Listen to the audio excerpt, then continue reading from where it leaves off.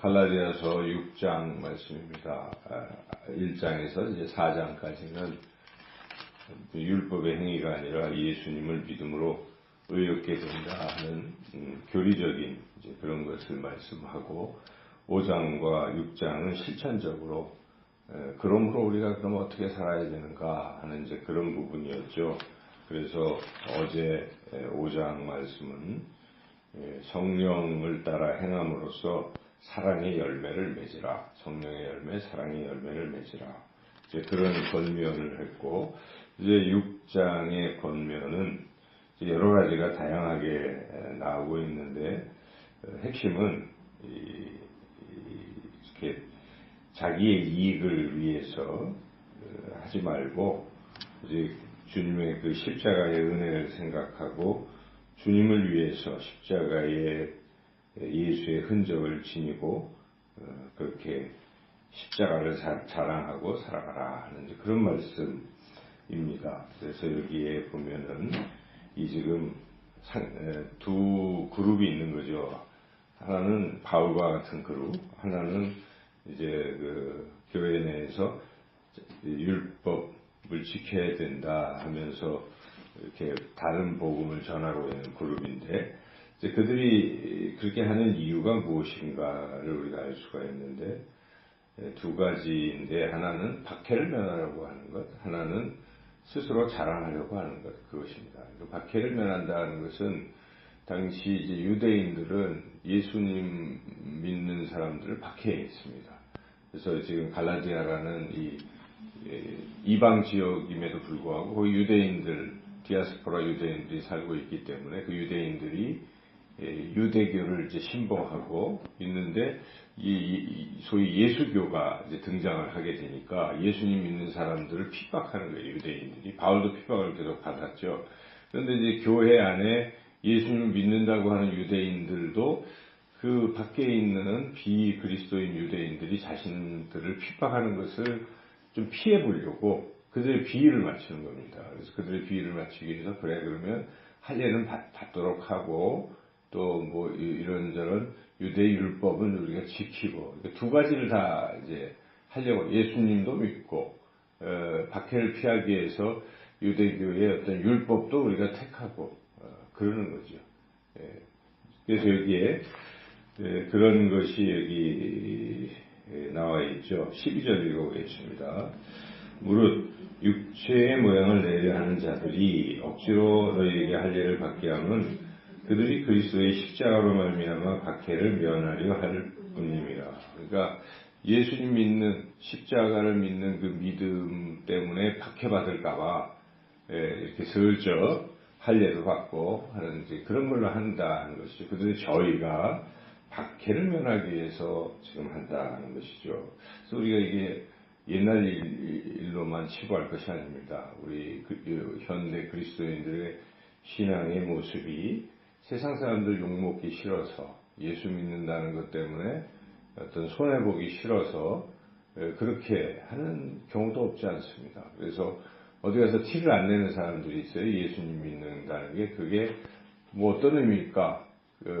회사에서 예를 들어서 나 예수님 믿는다를 드러내지 않아요. 드러내면 손해보는 경우가 많고, 이제 그러다 보니까 그런 어떤 예수님 믿는 사람으로서 좀 옳지 못한 이제 그런 비겁한 행위들을 할 수가 있다는 거죠. 지금 여기에 이제 그런 것이 지적되어 있습니다. 하나는 그런 것이고, 또 다른 하나는 자랑하려고 하는 것입니다. 그래서 실적을 드러내는 거죠. 내가 이렇게 여러 사람들에게 할례를 많이 받게 함으로써 뭔가 내가 신앙인으로서 대단하다, 이걸 자랑하려고 한다는 것이죠. 그래서 여기 13절에 그들의 저희, 두 번째 저희를 또 드러내고 있는데, 13절 읽어보겠습니다. 할례를 받은 그들이라도 스스로 율법은 지키지 아니하고 너희에게 할례를 받게 하려 하는 것은 그들이 너희의 육체로 자랑하려 함이라. 내가 몇 명을 할례를 줬다, 이걸 다른 사람들 앞에 드러내려고 하는 것이죠. 그러니까 저희가 자기 중심이에요. 자기가 손해 안 보고 또 박해 안 받고 또 한편으로는 다른 사람 앞에 뻐기고 자랑하려는 그러니까 정말 예수님을 믿는 사람, 예수님 때문에 내 죄사함 받고 내가 예수님 때문에 구원받고 하나님의 자녀가 됐다는 그 십자가의 사랑에 감격해서 전도하고 감격해서 힘들어도 내가 십자가를 지고 가는 이런 신앙인의 모습이 아니라는 것입니다. 십자가 자체가 무관한 것이죠. 오히려 십자가가 걸림이 되는 것입니다. 십자가 때문에 자기가 손해볼까봐 이런 식으로 세상과 적당히 타협하고 또 한편으로는 자기의 공적을 내세워서 다른 사람 앞에서 의를 드러내고 자랑하려는 마치 예수님이 질타했던 바리새인과 같은 서기관과 같은 겉으로는 번지르하고 해칠한 무덤같이 속은 썩어 있고 여기도 보면 실제로 율법도 안 지킨다는 것입니다. 이 사람들이 이와 같은 그러한 위선자적 신앙생활을 하는 그러니까 오늘날 현대의 우리 교회로 말한다면 많은 사람들이 그러고 있어요. 사실은 이렇게 보면 진실된 우리가 교회 신앙생활에도 정말 예수님의 십자가가 무엇인지 그 의미를 알고 그 은혜를 알고 사랑을 알고 하는 것이 가장 중요한 것입니다. 그러면 시키지 않아도 그냥 자기가 마음에 감동이 되고 감격이 돼서 주님의 사랑 때문에 신앙생활 하는 것이 바울이 그것입니다. 자기는 안 그런다는 것입니다. 14절 읽어보겠습니다. 그러나 내게는 우리 주 예수 그리스도의 십자가 외에 결코 자랑할 것이 없으니 그리스도로 말미암아 세상이 나를 대하여 십자가에 못 박히고 내가 또한 세상을 대하여 그러하니라. 십자가 때문에 세상이 나를 못 박아도 세상이 나를 박해해도 나는 그걸 견디겠다는 십자가를 지겠다는 것이고 그리고 세상에 대해서 또 내가 못 박힐 뿐만 아니라 나는 세상도 못 박았다. 세상 사람들이 하듯 자랑하고 자기를 내세우고 하는 것들을 난 하지 않겠다. 나는 세상의 그러한 것들 따르지 않겠다. 참 유명한 14절의 말씀을 바울은 하고 있죠. 그래서 바울은 이 신앙 자체가 십자가 중심의 신앙이라는 것을 우리가 알 수가 있습니다. 그래서 우리 신앙이 그래야 돼요. 십자가 중심의 신앙. 그래서 십자가 중심의 신앙은 아까 말씀드렸지만은 예수님이 나를 위해 십자가에 죽으셨다는 이 사실을 내가 믿고 감격하고 그 은혜로 살아가는 사람을 말하는 것입니다. 그래서 십자가를 붙들고 있는 사람은 다른 것 쓸데없이 자랑하지 않습니다. 그리고 십자가 때문에 내가 그 은혜를 받고 살기 때문에 주님이 말씀하시기를 너도 나를 따라오려거든 자기 십자가를 지고 따라오라 하는 그 말씀을 가슴에 새기고 십자가를 지고 가는 것입니다. 우리가 이 십자가를 지고 가고 아까 찬양했지만 십자가를 벗은 후에는 뭡니까? 면류관이 내게 온다. 이 신앙이 그런 거예요. 십자가를 벗은 후에는 면류관이 오는 거예요. 주님도 십자가를 지고 나니까 부활하신 것입니다. 승천하신 것입니다. 영광 받으신 것입니다. 우리도 그런 것이에요. 우리 신앙이 이 세상에서의 신앙은 고난의 신앙이에요. 저는 그런 생각을 해요. 이 세상에서는 고난인 것입니다. 십자가를 져야 되는 거예요. 그리고 우리에게는 하나님 나라와 하나님의 칭찬과 영광이 기다리는 이 십자가와 부활 신앙을 우리가 해야 되는데 십자가가 먼저라는 것입니다. 십자가가 먼저. 십자가 없이 면류관 없다는 것입니다. 그런데 사람들은 십자가는 생략해요. 면류관만 따먹으려고 하는 것이죠. 영광만 얻으려고 하기 때문에 신앙이 뭔가 잘못되는 것입니다. 그래서 우리가 오늘 이 바울과 같은 나는 십자가만 자랑한다 하는 신앙을 우리 모두가 가슴에 새기고 따라 나가야 하겠습니다. 그리고 여기에 이제 그 외에도 많은 다른 실천적인 상황들을 바울은 이야기하고 있는데 특별히 이제 잘못한 사람들에 대해서 우리가 어떻게 대해야 할 것인가. 잘못한 사람 보면 막 열을 내고 이런 기회에 야단치고 자기의 어떤 의의를 드러내려는 사람들이 있어요. 그러면 안 된다는 것이죠. 그런 사람이 있거든. 온유한 심령으로 그들을 사랑하면 그들이 변화되기를 원하는 마음이 더 큰 것이죠. 그걸 드러내고 자기의 의의를 자랑하려는 것보다는 이 사람이 좀 변화되면 좋겠다. 그래서 조용조용 부드럽게 그 사람에게 진심으로 충고하고 그리고 나도 저런 사람처럼 되면 안 되겠다 하는 그런 또 우리가 교훈을 얻는 것이 반면교사로 삼는 것이 중요하다는 것이죠. 1절 읽어보겠습니다.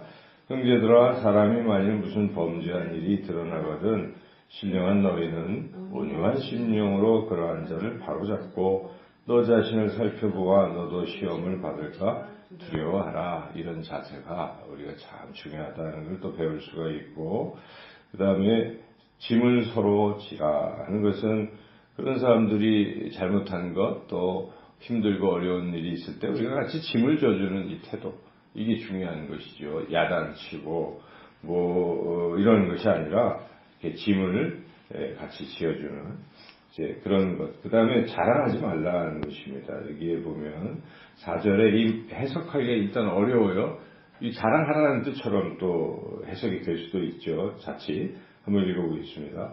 각각 자기 일을 살피라. 그리하면 자랑할 것이 자기에게는 있어도 남에게는 있지 아니하리니. 이게 무슨 뜻이겠어요? 자기를 살펴보니까 자랑할 게 많네. 남에게는 자랑할 것도 없고 나는 자랑할 게 많다. 이런 뜻이 아니고 자랑하는 상대를 자기에게만 하라는 것입니다. 혼자 기뻐하고 만족하면 되지 남에게 자기 자랑을 자꾸 늘어놓지 말라. 이런 뜻이죠. 그래서 그렇게 해석하면 이해가 가실 것입니다. 그래서 여하튼 우리가 이 자랑, 이 얘기가 이렇게 나오는 아까 말씀드렸지만 당시 이 교회 안에 유대인 출신의 그리스도인 가운데 자꾸 자랑, 할례를 막 주게 하려고 하는 것도 자기 자랑이다. 그러면 안 된다는 것이고, 이거 이제 6절에 보니까 이 말씀을 가르쳐주는 이제 이런 사람들과 좋은 것을 함께 하라, 그런 것이죠. 그래서 자신에게 이렇게 귀한 말씀을 가르쳐주고 하는 사람들에게 같이 또 할 수 있는 그런 것도 중요하다 하는 것이고, 여하튼 결론적으로는 무엇이든지 사람이 심으면 심는 대로 거둔다. 말씀을 잘 가르쳐주는 사람에게 잘 대하면 그 사람이 물론 그 사람은 항상 일관되게 하겠지만 또 더욱 귀한 말씀을 또 가르쳐준다. 이런 뜻이겠죠. 이게 연결이 되어 있으니까요. 6절에서 7절이 8절. 여하튼 결론은 8절에 뭐든지 옳은 일을 위해서 살라 하는 것입니다. 육체를 위하여서 자기 욕심을 위해서 심으면 썩은 것을 거두지만 성령을 위하여 또 그렇게 심는 자는 성령으로부터 결국은 최종적으로 영생을 거둘 수 있다 하는 것. 그리고 이러한 일을 함에 있어서 포기하지 말라는 것입니다. 우리가 선한 일을 할 때는 반드시 하나님은 그 일을 귀하게 여기시고 또 열매를 거두게 하실 것이기 때문에 중간에 잘 안 된다고 낙심하고 포기하는 것은 어리석은 것이죠. 그래서 계속해라. 그 계속해라 하는 것이 결국 10절이 무엇이겠습니까? 남에게 잘하라 하는 뜻이죠. 10절 읽어보겠습니다. 그러므로 우리는 기회 있는 대로 모든 이에게 착한 일을 하되 더욱 믿음의 가정들에게 할지니라. 그래서 믿음의 가정들 또 여기에 말씀을 가르쳐주는 이들과 잘하라는 것입니다. 잘하고 뿐만 아니라 세상 사람들에게도 잘하고 착하게 그렇게 살면 그렇게 나중에 영생을 거둔다. 이제 결론이 그런 것이죠. 아까 11절부터의 그 하반절은 제가 설명을 드렸고, 그래서 전체적으로 우리가 다시 한번 요약을 한다면 우리는 십자가 때문에 은혜 받은 사람입니다. 우리가 행위로 구원받는 것이 아니라 예수님의 십자가를 믿음으로 의롭게 되고 죄사함 받고 의롭게 되고 하나님의 자녀가 되고 하나님의 나라를 유업으로 받는 그런 귀한 은혜를 받았기에 그 사랑 십자가를 생각하시고 그 사랑 때문에 이웃들에게 복음도 전하고 사랑도 실천하고 교회 내에서도 믿음의 가정들에도 잘하고 말씀을 가르쳐주는 애들도 잘하고 그렇게 하고 혹시 또 잘못된 사람이 있으면 부드러운 마음으로 그 사람을 사랑하는 마음으로 온유한 심령으로 그 사람을 잘 살피고 또 자신은 그런 사람이 되지 않도록 주의하고 하는 이런 실천적인 삶, 십자가의 중심의 삶을 살아가시기를 주님의 이름으로 축원합니다.